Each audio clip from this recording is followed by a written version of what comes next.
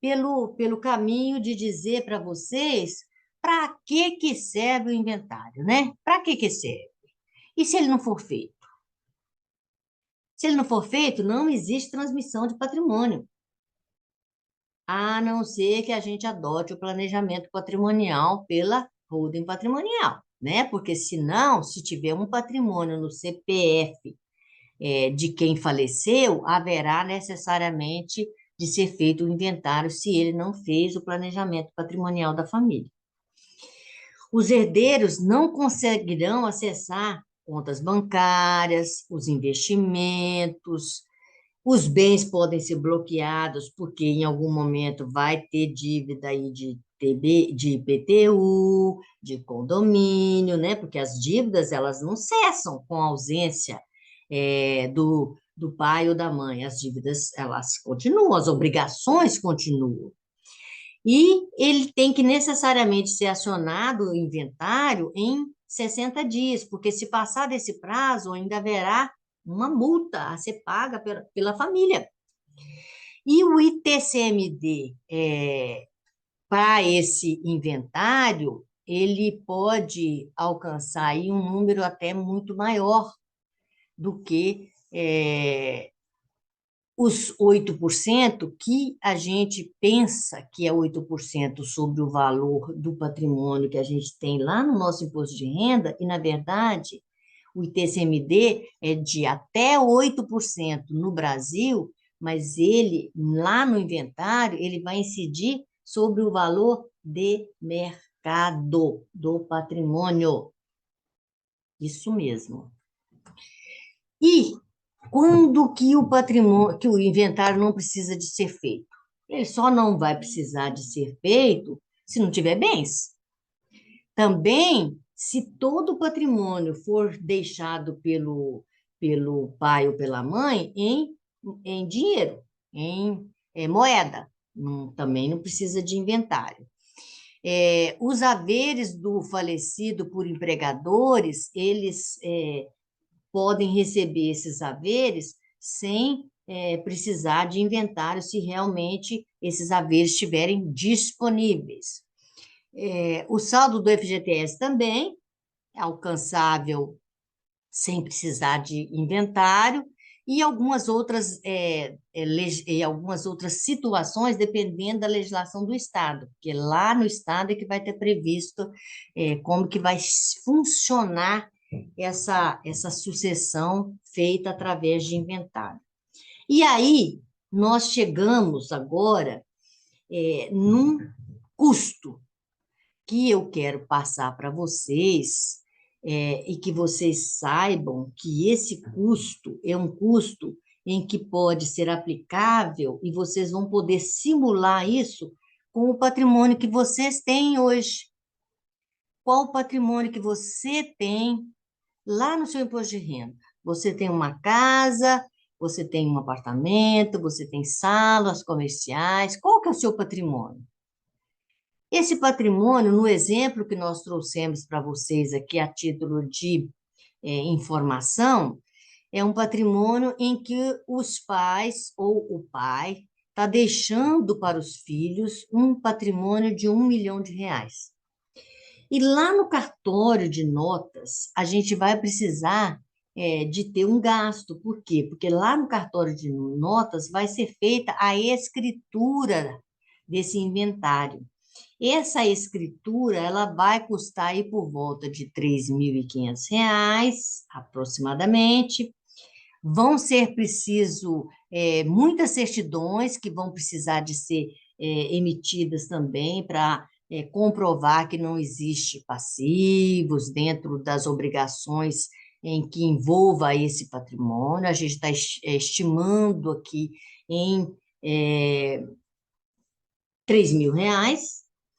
A gente vai precisar de registrar no cartório de registro de imóveis esse inventário depois que ele tiver concluído, porque nós vamos informar lá no cartório de registro de imóveis que os herdeiros são condôminos todos aqueles bens que foram objeto desse inventário. Então, os condôminos, eles serão quem? Serão os filhos, ou filhos e mãe, ou filhos e pai, os herdeiros desse inventário que está tramitando. E haverá necessidade também de advogado. Por quê? Porque o inventário, ele necessariamente precisa de um advogado. E a gente está estimando aqui 4% a título de honorários de advogado. Eu olhei no estado, os estados variam, no seu estado, nós vamos mandar para vocês que estão no nosso grupo de WhatsApp que foi criado exatamente para esse evento de hoje, nós vamos mandar para vocês essa legislação aplicável ao caso de vocês, exatamente prevendo aí esses custos de cartório, de honorários, no estado em que você está hoje, tá bom? No seu estado. E aí a gente está estimando, no nosso exemplo de hoje, um honorário de 4%, os honorários em 4%. Então, daria R$ 40.000. O imposto, a gente está colocando aí o mínimo que o Brasil hoje adota. Então, os estados do Brasil partem de um imposto de 2% e chega a 8%.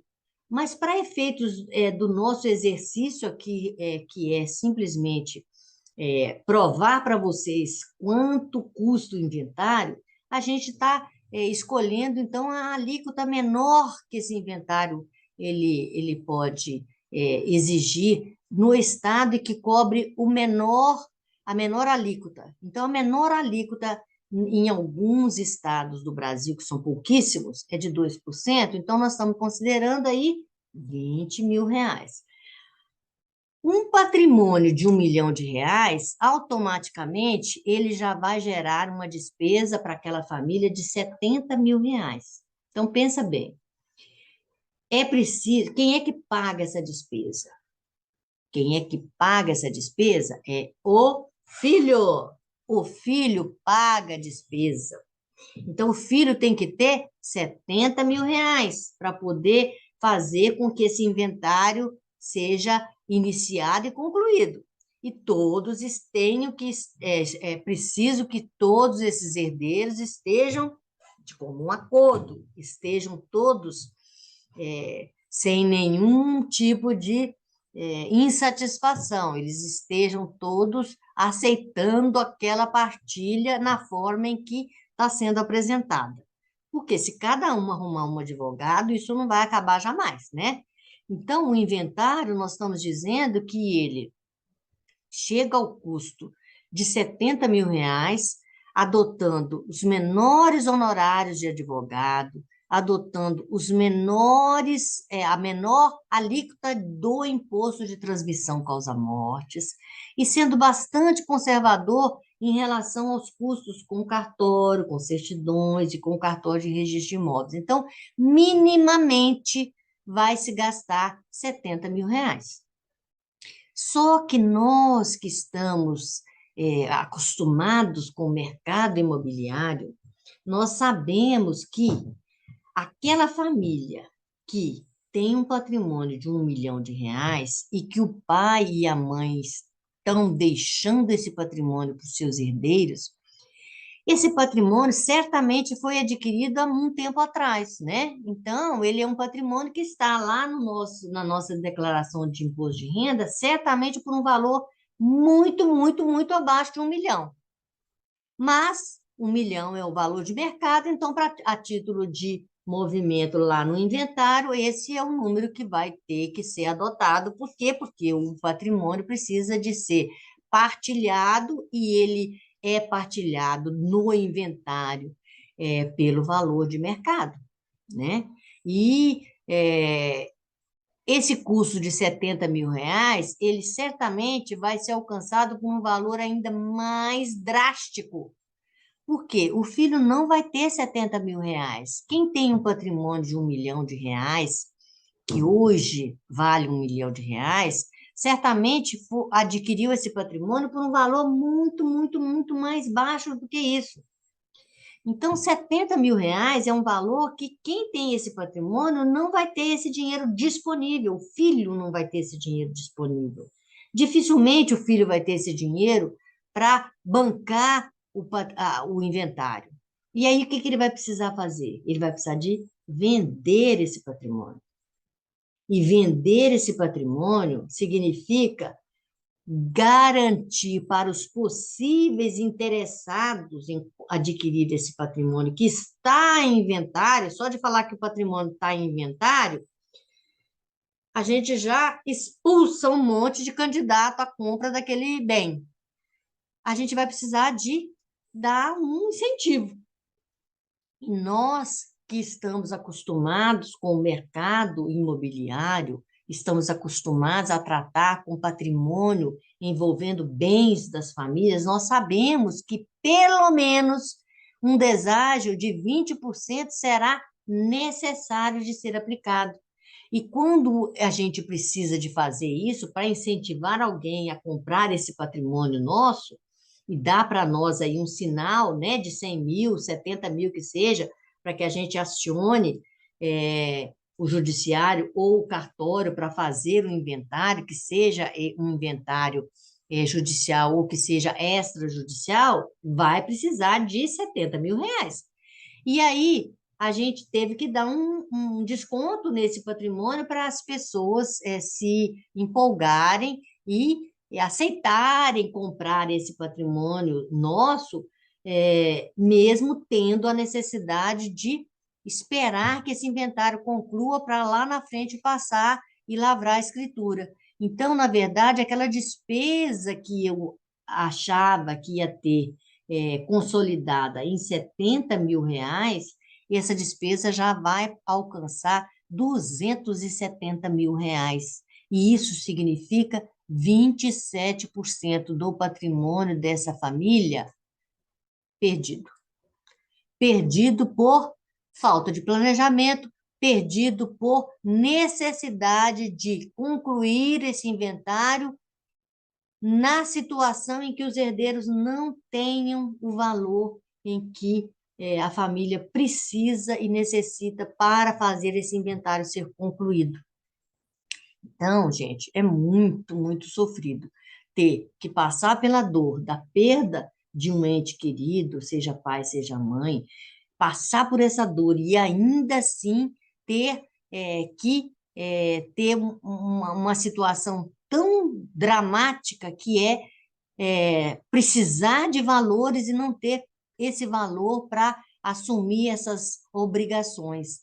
Então, é uma situação em que nós não podemos mais concordar que isso seja reiteradamente alcançado pelas famílias e sofrido pelas famílias brasileiras. Por quê? Porque essa situação pode ser, ela pode e ela deve ser evitada. Então, vamos fazer uma comparação. Olha, a família que você conseguir ajudar no final desse nosso encontro, para que ela adote o sistema de holding patrimonial familiar, essa família vai deixar de gastar R$ 70.000 para fazer com que esse patrimônio chegue lá nos nossos herdeiros e vai gastar R$ 12.000. Por quê? Porque esse patrimônio vai para dentro desse sistema de holding patrimonial familiar pelo valor que a gente adquiriu esse patrimônio na nossa vida. Então, esse patrimônio que hoje vale R$ 1 milhão, ele está no nosso imposto de renda por R$ 300.000, e, na verdade, esses R$ 300.000, porque ele é o dinheiro que a família tinha e que a família conseguiu adquirir aquele patrimônio há muitos anos atrás, e é esse o patrimônio que está sendo objeto dessa sucessão.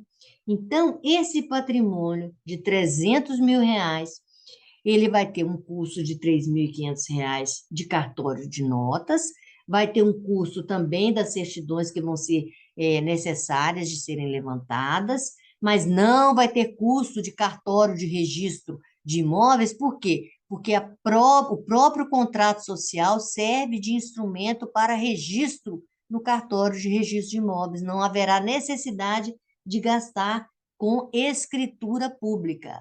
O próprio contrato social vai servir para transmitir esse patrimônio aos nossos herdeiros. Não vai ter honorário de advogado, porque você vai fazer a sua holding.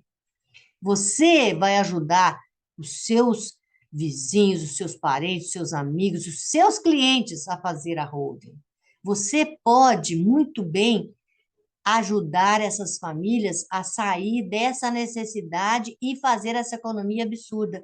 E essa família que adquiriu esse patrimônio há muitos anos atrás e que hoje esse patrimônio vale R$ 1 milhão, certamente R$ 12.500 essa família vai conseguir pagar. Então, R$ 12.500 é bastante plausível de ser objeto de solução para essa família. Porque R$ 12.500, mesmo que seja necessário uma vaquinha, né? Uma ajuda em que os irmãos ou os parentes, eles são capazes de ajudar. Então, R$ 12.500 é um número que realmente pode atender e facilitar a vida das pessoas. E essa situação, na verdade, gente, ela vai ajudar quem? Não é você que criou esse patrimônio, pai. Não é você, mãe, que criou esse patrimônio. Todo esse trabalho, todo esse planejamento vai ajudar ao seu filho. É a seu filho que ele se destina.